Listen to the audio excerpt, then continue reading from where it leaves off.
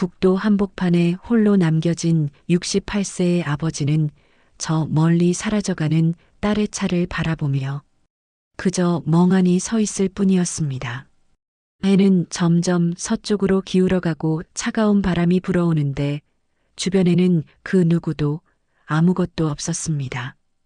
다음 날 아침 딸은 커피를 마시며 무심코 틀어놓은 TV 뉴스에서 60대 남성 실종 소식을 듣게 되고 화면에 비친 사진 속 인물이 바로 자신의 아버지라는 것을 깨달은 순간 손에서 머그잔이 떨어져 바닥에 산산이 부서집니다.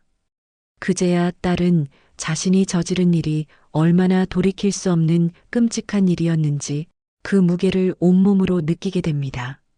한순간의 분노와 참지 못한 감정이 사랑하는 사람을 잃을 수도 있는 비극으로 이어질 수 있다는 것을 너무 늦게 알아버린 것입니다.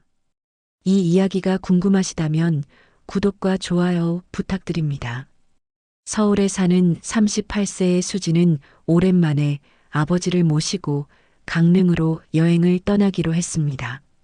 퇴직 후 혼자 사는 68세의 아버지 정태는 아내를 먼저 떠나보낸 후 3년째 혼자 지내고 있었고 딸은 그런 아버지가 너무 외로워 보여서 기분 전환이라도 시켜드리고 싶었습니다.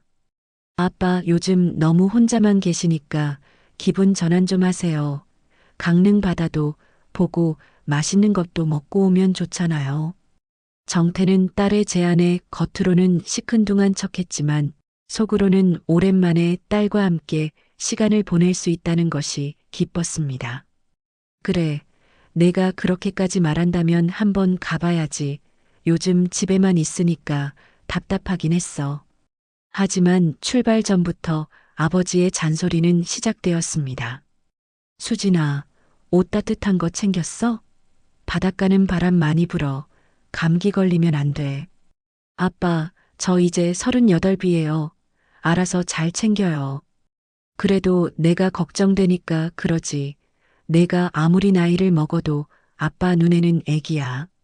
수지는 이미 출발 전부터 아버지의 구시대적인 말투와 끊임없는 걱정에 피로감을 느끼고 있었습니다.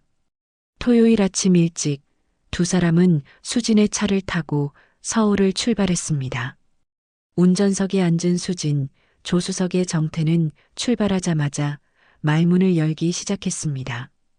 수진아, 운전은 천천히 해야 해. 급하게 가봤자 사고만 나는 거야. 알았어요, 아빠. 저기 저 차 좀 봐. 저렇게 끼어들면 어떡해. 정말 무례한 운전이야. 요즘 사람들은 양보라는 걸 모른다니까. 아빠, 저도 운전한 지 10년 넘었어요. 제가 알아서 할게요. 수지는 최대한 참으며 대답했지만 아버지의 잔소리는 멈추지 않았습니다. 차선 변경할 때는 깜빡이 미리 켜야지. 그래야 뒷차가 알지. 아빠, 지금 켰어요. 그래도 좀 더 일찍 켜는 게 좋아. 안전이 제일이야. 수진의 얼굴에는 점점 짜증이 묻어나기 시작했습니다. 작은 말 한마디 한마디가 쌓여가면서 부녀 사이의 분위기는 점점 무거워졌고 여행의 설렘은 어느새 사라져버렸습니다. 1시간을 달려 도착한 휴게소, 두 사람은 잠시 쉬기 위해 차에서 내렸습니다.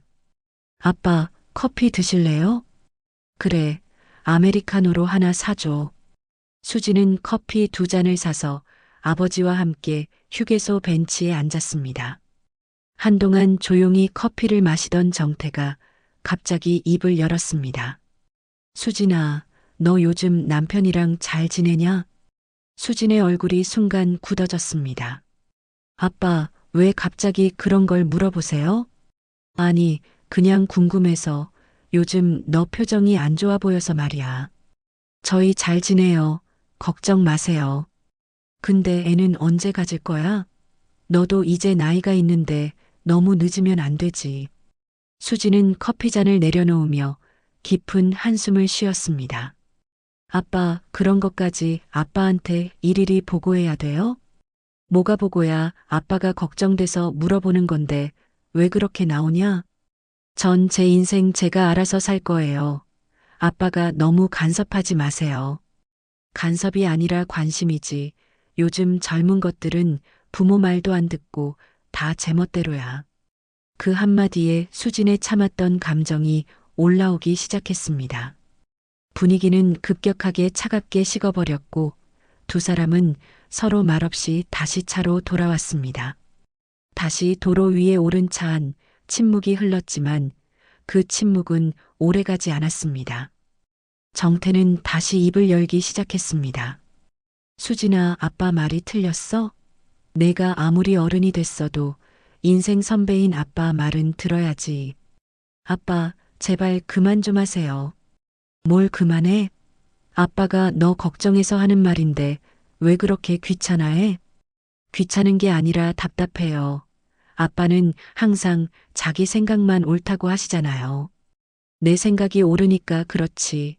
내가 너보다 30년은 더 살았어. 그렇게 나이로 모든 걸 정당화하지 마세요. 세상이 얼마나 변했는데요. 세상이 아무리 변해도 사람 사는 이치는 똑같아. 너는 그걸 몰라. 수지는 핸들을 꽉 쥐며 참으려 애썼지만 아버지의 훈계는 계속되었습니다. 엄마가 살아있었으면 너한테 제대로 가르쳤을 텐데 내가 너무 바빠서 교육을 제대로 못 시킨 게 후회돼. 그 말에 수지는 더 이상 참을 수가 없었습니다. 아빠랑 있으면 숨이 막혀요. 차 안에 정적이 흘렀습니다. 정태는 딸의 그 말에 깊이 상처받은 표정을 지었습니다. 내가 언제부터 그렇게 차가워졌냐? 엄마가 돌아가시고 나서 너는 완전히 달라졌어. 달라진 게 아니라 원래 이랬어요. 아빠가 몰랐을 뿐이에요. 그래, 내가 몰랐지. 내 딸이 이렇게 냉정한 사람인 줄 몰랐어. 수지는 더 이상 견딜 수가 없었습니다. 그녀는 갑자기 브레이크를 세게 밟았고 차는 도로 한가운데 멈춰 섰습니다. 뒤에서 경적 소리가 울렸지만 수지는 신경 쓰지 않았습니다. 아빠, 그냥 내려요. 정태는 딸의 말을 믿을 수 없다는 표정으로 바라봤습니다. 뭐라고? 저 혼자 갈래요. 아빠는 여기서 내리세요. 이 길 한복판에 나보고 내리라고? 네, 전 더 이상 아빠랑 같이 있고 싶지 않아요. 수진의 목소리는 차갑고 단호했습니다. 정태는 딸의 얼굴을 한참 동안 바라보다가 천천히 안전벨트를 풀었습니다. 그래, 알았어. 내가 내릴게. 그는 차 문을 열고 천천히 밖으로 나왔습니다. 국도 옆 차들이 빠르게 지나가는 그곳에 68세의 노인이 홀로 서 있었습니다. 수지는 백미러로 아버지를 한번 보았지만 곧 시선을 돌리고 엑셀을 밟았습니다. 차는 그대로 출발했고 정태는 점점 작아지는 딸의 차를 바라보며 그 자리에 서 있었습니다. 해는 이미 서쪽으로 많이 기울어 있었고 차가운 바람이 불기 시작했습니다. 정태는 주변을 둘러봤지만 근처에는 마을도 가게도 아무것도 보이지 않았습니다. 그는 주머니에서 휴대폰을 꺼냈지만 배터리는 이미 방전되어 있었습니다. 아침에 충전하는 걸 깜빡했던 것입니다. 정태는 한숨을 쉬며 천천히 걷기 시작했습니다. 어디론가 가야 할 것 같았고 그냥 그 자리에 서 있을 수만은 없었습니다. 도로를 따라 한참을 걸었지만 주변 풍경은 계속 똑같았습니다. 산과 들판 그리고 빠르게 지나가는 차들 뿐이었습니다. 해가 완전히 지고 어둠이 내리기 시작했습니다. 정태의 다리는 점점 무거워졌고 추위는 점점 더 심해졌습니다. 그는 결국 도로 옆 비탈에 주저앉았습니다. 지나가는 차들의 불빛이 그를 잠깐씩 비췄다가 사라졌습니다. 정태는 떨리는 손으로 옷깃을 여미며 생각했습니다. 내가 너무 심했나? 수진이는 내 딸인데 왜 그렇게 간섭을 했을까? 하지만 동시에 서운함도 밀려왔습니다. 그래도 이렇게까지 할 일이야? 아무리 화가 났어도 이건 너무한 거 아니냐? 시간이 흐르고 밤은 점점 깊어갔습니다. 다음 날 아침 수지는 집에서 늦게 일어났습니다. 어젯밤 집으로 돌아온 후 잠을 제대로 이루지 못했지만 그래도 아버지에 대한 생각은 애써 지우려 했습니다. 화가 풀리면 전화하겠지. 혼자 집에 잘 들어가셨겠지. 수지는 커피를 내려 거실로 가서 소파에 앉았습니다. 무심코 TV 리모컨을 집어들고 뉴스 채널을 켰습니다. 앵커의 목소리가 들려왔습니다. 어제 오후 강릉 인근 국도에서 60대 남성이 실종되는 사건이 발생했습니다. 수지는 별 관심 없이 커피를 마시려다 손을 멈췄습니다. 실종자는 회색 점퍼를 입은 60대 후반의 남성으로 어제 오후 5시경 영동 고속도로 인근 국도에서 마지막으로 목격됐습니다. 화면에는 실종자의 사진이 크게 떴습니다. 수진의 눈이 커졌고 손에 들고 있던 머그잔이 그대로 바닥으로 떨어졌습니다. 쿵, 그릇이 깨지는 소리와 함께 뜨거운 커피가 바닥에 쏟아졌습니다. 아빠. 사진 속 인물은 분명 아버지 정태였습니다. 수지는 떨리는 손으로 휴대폰을 집어들었습니다. 아버지에게 수십 통의 전화를 걸었지만 계속 꺼져 있다는 안내 메시지만 들렸습니다. 안 돼, 안 돼. 이럴 수가 없어. 수지는 급하게 옷을 챙겨 입고 차 키를 집어들었습니다. 그녀는 눈물을 흘리며 다시 차를 몰고 어제 그 길로 향했습니다. 아빠 제발, 제발 무사하세요. 제발 거기 계세요. 고속도로를 달리는 내내 수진의 눈에서는 눈물이 멈추지 않았습니다. 어제 자신이 한 행동이 얼마나 끔찍한 일이었는지 이제야 깨닫게 된 것입니다. 휴게소를 지나고 국도로 접어들어 수지는 어제 아버지를 내려준 그 지점을 찾아갔습니다. 하지만 그곳에는 아무도 없었습니다. 수지는 차에서 내려 주변을 살폈지만 아버지의 흔적은 보이지 않았습니다. 그녀는 근처 휴게소로 달려가 직원에게 물었습니다. 혹시 어제 저녁에 60대 남성분 보셨어요? 회색 점퍼 입고 혼자 계셨을 텐데요. 직원은 고개를 끄덕였습니다. 아, 그 어르신 봤어요. 어제 밤늦게까지 이 근처에서 서성이셨는데 어디로 가셨는지는 모르겠어요. 수진의 가슴이 철렁 내려앉았습니다. 그녀는 다시 차를 타고 주변을 계속 돌아다녔지만 아버지는 어디에도 보이지 않았습니다. 결국 수진은 경찰에 신고를 했고 오후부터 본격적인 수색 작업이 시작되었습니다. 경찰과 소방대원 그리고 자원봉사자들까지 합세해서 국도 주변 산과 들판을 샅샅이 뒤지기 시작했습니다. 수진도 수색대와 함께 움직였습니다. 아빠, 아빠, 어디 계세요?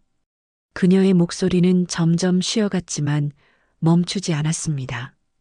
해가 또다시 지기 시작할 무렵 수색대 중 한 명이 도로 옆 비탈 아래에서 무언가를 발견했습니다. 여기요. 여기 뭔가 있어요. 수지는 급하게 그쪽으로 달려갔습니다. 비탈 아래에는 아버지가 늘 쓰고 다니던 베이지색 모자가 떨어져 있었습니다. 그리고 그 옆에는 낡은 그림 엽서 한 장이 흙에 반쯤 묻힌 채 놓여 있었습니다. 수지는 떨리는 손으로 그 엽서를 집어들었습니다. 엽서에는 어린아이의 삐뚤삐뚤한 글씨로 이렇게 쓰여 있었습니다. 아빠 세상에서 제일 좋아해. 수진이 초등학교 2학년 때 어버이날 선물로 만들어드렸던 그 엽서였습니다. 아버지는 그걸 지갑 속에 평생 간직하고 다녔던 것입니다. 수지는 그 자리에 주저앉아 엽서를 가슴에 안고 울음을 터뜨렸습니다. 아빠 미안해요. 정말 미안해요. 제발 살아계세요. 그녀의 울음소리는 저녁 산속에 길게 울려 퍼졌습니다. 수색은 밤새 계속되었고 다음 날 새벽에도 이어졌습니다. 그리고 이틀째 되는 날 오전 드디어 수색대가 정태를 발견했습니다. 그는 산속 작은 폐가 근처에서 쓰러진 채 발견되었습니다. 의식은 흐릿했지만 다행히 생명에는 지장이 없었습니다. 구급차가 출동했고 정태는 곧바로 병원으로 이송되었습니다. 수지는 구급차에 함께 타고 아버지의 손을 꽉 잡았습니다. 아빠, 괜찮으세요? 아빠, 저예요. 수진이에요. 정태는 흐릿한 눈으로 딸을 바라봤고 희미하게 고개를 끄덕였습니다. 병원에 도착한 후 의사는 다행히 큰 부상은 없다고 했습니다. 저체온증과 탈수 증상이 있지만 회복 가능하다는 진단이었습니다. 며칠간의 치료 후 정태는 의식을 완전히 되찾았습니다. 병실 침대에 누워있는 아버지 옆에 수지는 의자를 당겨 앉아 있었습니다. 그녀는 아버지의 손을 잡으며 눈물을 흘렸습니다. 아빠, 정말 미안해요. 제가 너무 몰랐어요. 제가 너무 나빴어요. 정태는 딸의 머리를 천천히 쓰다듬었습니다. 괜찮다. 아빠도 너무 고집부렸어. 내 마음을 이해하지 못했어. 아니에요. 다 제 잘못이에요. 제가 참았어야 했는데 어떻게 아빠를 그런 곳에 내려드릴 수가 있어요. 수진아, 아빠도 미안해. 엄마 없이 너를 키우면서 너한테 너무 많은 걸 강요했나 봐. 두 사람은 한참 동안 말없이 서로의 손을 잡고 있었습니다. 창밖으로는 강릉의 따뜻한 햇살이 병실 안으로 비쳐 들어왔습니다. 아빠, 퇴원하시면 다시 강릉 가요. 이번엔 제대로 여행해요. 정태는 희미하게 미소를 지었습니다. 그래, 그러자. 이번엔 아빠가 잔소리 안 할게. 수진도 눈물을 닦으며 웃었습니다. 저도 참을게요. 아빠 말씀 잘 들을게요. 병실 창문 너머로 푸른 하늘이 펼쳐져 있었습니다. 이 사건을 통해 두 사람은 깨달았습니다. 가족이란 서로 다르기 때문에 부딪히지만 그래도 결국 서로를 가장 필요로 하는 존재라는 것을. 며칠 후 정태는 건강을 회복하고 퇴원했습니다. 수지는 아버지를 모시고 정말로 다시 강릉으로 향했습니다. 이번에는 서로를 배려하며 조심스럽게 대화를 나눴습니다. 바닷가에 도착한 두 사람은 나란히 걸으며 파도 소리를 들었습니다. 수진아, 바다가 참 예쁘다. 네, 아빠 다음에 또 와요. 그래, 다음에 또 오자. 아빠랑 딸이 함께. 두 사람은 말없이 웃으며 바다를 바라봤습니다. 그 순간 그 어떤 말보다도 더 많은 것이 전해졌습니다. 서로에 대한 사랑, 미안함, 그리고 용서. 가족이란 그런 것입니다. 아무리 멀어져도 결국 다시 돌아오게 되는 세상에서 가장 소중한 사람들.